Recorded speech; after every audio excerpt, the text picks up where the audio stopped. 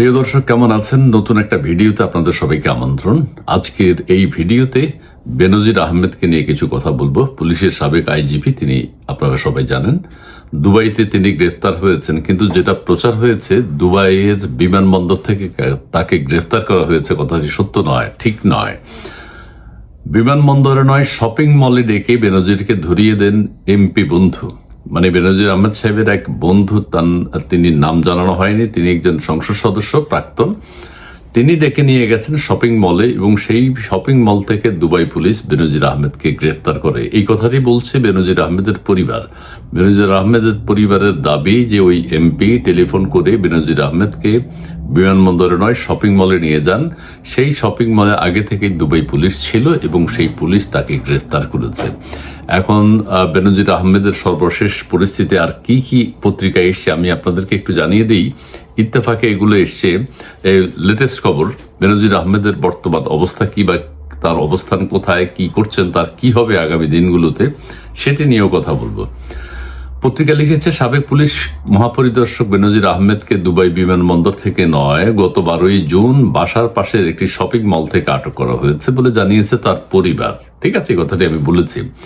দুবাইয়ে টানা ছুটির কারণে, দুবাই এখন ছুটি চলছে, শুক্র, শনি, রবি, সোম ছুটি, আর মঙ্গলবার অফিস বসবে। সেই মঙ্গলবারে জানা যাবে যে বেনজির আহমেদের তাকে নিয়ে পরবর্তী পদক্ষেপ কি, দুবাই পুলিশের বা বাংলাদেশ পুলিশ তাদের কাছে কি আবেদন জানাবে। এখন মঙ্গলবার ছাড়া দুবাইয়ের আদালত বসছে না, ঠিক আছে, অর্থাৎ মঙ্গলবার। পারিবারিক সূত্র থেকে জানা গেছে বেনজির আহমেদ দীর্ঘদিন ধরে তিনি পরিবারের সঙ্গে দুবাইতেই অবস্থান করছেন। পরিবারের দাবি, গত 12ই জুন তিনি বাসায় ছিলেন। এই সময় তার বন্ধু ও ব্যবসায়িক সহযোগী হিসেবে পরিচিত চট্টগ্রাম অঞ্চলের এক সংসদ সদস্য ফোন করে তাকে বাসার পাশের একটা শপিং মলে ডেকে নিয়ে যান। সেখানে যাওয়ার পর আগ থেকেই ওখানে অবস্থান নিয়েছিল দুবাই পুলিশ। তার মানে সংসদ সদস্যের সাথে পুলিশের কানেকশন ছিল, পুলিশকে সে ইনফর্ম করে রেখেছে। এবং সেখানে যাওয়ার পর সংসদ সদস্যকে আর দেখা যায়নি, কিন্তু বেনজির আহমেদকে গ্রেফতার করা হয়েছে। আরও কথা বলেছে পরিবারের ভাষ্য, ঘটনাস্থলে ওই সংসদ সদস্যের লোকজনও ছিল, অর্থাৎ লোকজনও সেখানে অবস্থান করছিল সংসদ সদস্যের, তার মানে পরিকল্পিত। পরিবারের পক্ষ থেকে আরো দাবি করা হয়েছে, দুবাই পুলিশের সঙ্গে যোগাযোগ করে তারা জেনেছেন স্থানীয়ভাবে বেনজির আহমেদের বিরুদ্ধে কোনো মামলা নেই, অর্থাৎ দুবাইতে কোনো মামলা নেই বেনজির আহমেদের বিরুদ্ধে। তাদের দাবি, বাংলাদেশ পুলিশের আবেদনের প্রেক্ষিতে ইন্টারপোলের পাঠানো রেড নোটিশের তথ্যের কারণেই তাকে আটক করা হয়েছে। অর্থাৎ ইন্টারপোলের তথ্যের ভিত্তিতেই, ইন্টারপোলের যে রেড ওয়ারেন্ট তার ছিল, সেই তথ্যেই তাকে আটক করা হয়েছে। একই সঙ্গে পরিবারের অভিযোগ, সংশ্লিষ্ট সংসদ সদস্য ব্যক্তিগত উদ্যোগে রেড নোটিশের কাগজপত্র দুবাই পুলিশের কাছে পৌঁছে দেন। এখন ব্যক্তিগত উদ্যোগে রেড নোটিশের কাগজপত্র দুবাই পুলিশের কাছে পৌঁছানো যায় কিনা, এটা নিয়ে একটা প্রশ্ন আছে। এটা আমার মনে হচ্ছে যে ইন্টারপোল তো নিজেরাই কাগজপত্র সাপ্লাই করে দুবাই পুলিশের কাছে বা অন্য দেশের কাছে, তারা নিজ দায়িত্বেই করে। ওই সংসদ সদস্য কিভাবে দুবাই পুলিশকে ইন্টারপোলের কাগজপত্র দিয়েছিল? তবে এই অভিযোগের কোনো সত্যতা যাচাই করা যায়নি। হ্যাঁ, এটার সত্যতা যাচাই করা যাবেও না। বেনজির আহমেদের ঘনিষ্ঠ একটি সূত্র বলছে, আটক করার পর দুবাই পুলিশ তার দেশটিতে অবস্থানরত, অর্থাৎ দুবাইতে যে বেনজির আহমেদ ছিলেন সেরকম কোনো অপরাধ আছে কিনা, যেমন পাসপোর্টে ভিসা ছিল কিনা, ভিসার বৈধতা আছে কিনা, সেখানে তিনি কি করেন, কি করছেন, তার বিরুদ্ধে উত্থাপিত অভিযোগগুলো প্রাথমিকভাবে যাচাই করে, এগুলো যাচাই করা হচ্ছে। এগুলো সম্ভবত ঠিক আছে, তবে মঙ্গলবারে জানা যাবে। পরে তিনি বাংলাদেশের নাগরিক এবং তার বিরুদ্ধে ইন্টারপোল নোটিশ রয়েছে, এই তথ্য ঢাকায় national central bureau NCB, not NCP, NCB ও বাংলাদেশ পুলিশকে অবহিত করা হয়। ঠিক আছে, দুবাইয়ে তার পক্ষে একজন আইনজীবী তারা নিয়োগ করবে এবং মঙ্গলবার আদালতে এই বিষয়ে ফয়সালা হবে। আদালতে সিদ্ধান্ত হবে যে তাকে জামিন দেয়া হবে নাকি কারাগারে পাঠানো হবে। ঢাকায় তার বিরুদ্ধে চলমান মামলার নথিগুলো ওই আইনজীবী পরামর্শে দুবাই পাঠানো হয়েছে, অর্থাৎ যে আইনজীবী দুবাই সরকার নিয়োগ করেছে বেনজির আহমেদের পক্ষে, সেই আইনজীবীর কাছে ঢাকা থেকে সমস্ত কাগজপত্র পাঠানো হয়েছে, তার বিরুদ্ধে কি কি মামলা আছে। ঠিক আছে, 12ই জুন শুক্রবার দুবাইয়ের আদালত সীমিত পরিসরে চালু ছিল। দুবাইয়ের নিয়ম হচ্ছে শুক্রবারে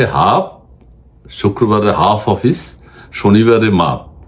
ঠিক আছে, এটা আমাদের দেশে একটা প্রবাদ ছিল। আমাদের দেশে শনি রবিবার বন্ধ ছিল, দুবাইতে এখন শনি রবিবার বন্ধ। কিন্তু আমরা, যাই হোক, আমাদেরটা জানেন, আমরা সেদিকে আমি যাচ্ছি না। তবে শুক্রবারে তাদের হাফ অফিস ছিল, শনিবারে বন্ধ, রবিবারে বন্ধ, সোমবার হচ্ছে তাদের একটা আরবি মাসের প্রথম দিন বিধায় সোমবার হচ্ছে ইসলামিক নববর্ষ উপলক্ষে সরকারি ছুটি থাকায় ইসলামিক নববর্ষ সোমবারও ছুটি, মঙ্গলবার আদালত বসবে।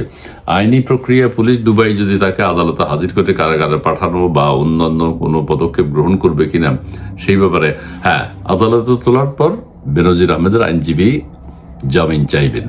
আর সেই দিন আদালতে হাজির করা না হলে প্রসিকিউশন দপ্তরে তার পক্ষে আবেদন দাখিল করা হবে এবং এই লক্ষ্যে প্রয়োজনীয় প্রস্তুতিও সম্পন্ন হয়ে গেছে। এখানে রেড নোটিশের কাগজপত্র আছে, এটা আমি কমেন্টসে দিয়ে দিব।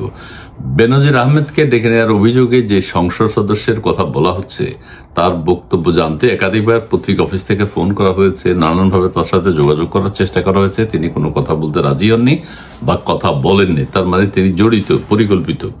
বেনজির আহমেদ দুবাই পুলিশের হাতে আটক হয়েছেন এবং ইন্টারপোল নোটিশের কারণে বিষয়টি বাংলাদেশকে জানানো হয়েছে। তবে ঊর্ধ্বতন কর্মকর্তা না প্রকাশ করার শর্তে বলেন আটকটি ইন্টারপোলের নিয়মিত প্রক্রিয়ায় হয়েছে কিনা, নাকি এই যে এখানে একটা প্রশ্ন, নাকি অন্য কোনো বিষয় এতে ভূমিকা রেখেছে, সেটিও গুরুত্বপূর্ণ প্রশ্ন। একই সঙ্গে নির্ধারিত সময়ের মধ্যে প্রয়োজনীয় কাগজপত্র পাঠানো সম্ভব হবে কিনা সেটিও দেখার বিষয়। এখানে একটা কথা বলি, ওই যে পরিবারের পক্ষ থেকে দাবি করা হয়েছিল ইন্টারপোলের কাগজপত্র দুবাই পুলিশকে ওই সংসদ সদস্য দিয়েছে, এটা বিশ্বাস করা কঠিন, এটার পক্ষে কোনো সত্যতা নেই। তবে ওই এমপি, ওই সংসদ সদস্য নিশ্চয়ই কোনো কাগজপত্র, তার বিরুদ্ধে মামলার অভিযোগ পুলিশকে জানিয়েছে কিনা, দুবাই পুলিশকে, যে দুবাই পুলিশ তাকে গ্রেফতার করতে বাধ্য হয়েছে, সেটাও হতে পারে। তাকে ফেরত পাঠানো সম্ভব হবে কিনা। তবে এই ক্ষেত্রে যেটা আমি বলে দিই, একজন বিশেষজ্ঞ বলেছেন, পুলিশের একজন ঊর্ধ্বতন কর্মকর্তা, তিনি বলছেন যে বেনজির আহমেদকে যদি ওখানে আটক করেছে এটা সত্য, এই ব্যাপারে আর কোনো বক্তব্য নেই। তবে দুবাইয়ের আইন কি বলে, বাংলাদেশের আইন কি বলে, আমাদের দুই দেশের মধ্যে, দুবাই এবং বাংলাদেশের মধ্যে, মানে এইভাবে আসামি প্রত্যার্পণ চুক্তি কি, সেগুলো যাচাই বাছাই করে এক পর্যায়ে হয়তো ওখানকার প্রক্রিয়া শেষ করে দুবাই পুলিশ হয়তো তাকে বাংলাদেশে পাঠাতে পারেন। কারণ বাংলাদেশে তার বিরুদ্ধে ব্যাপক অভিযোগ রয়েছে, সেটা আপনারা সবাই জানেন। সেই অভিযোগগুলো তিনি কিভাবে খণ্ডন করবেন? যদি অভিযোগ সত্য হয়, আমরা যা দেখেছি, দেশবাসী ভিডিওতে যা দেখেছে, সোশ্যাল মিডিয়ায় যা দেখেছে, পত্রপত্রিকায় যা দেখেছে, এগুলো যদি সত্য হয় তাহলে তার তো কঠিন সাজা হবে, এতে কোনো ভুল নেই। কারণ সরকারি এত বড় পোস্টের থেকে এত দুর্নীতি করার কোনো সুযোগ নেই বা করা উচিত নয়, বা যদি করেছেন তিনি তো মরেছেন।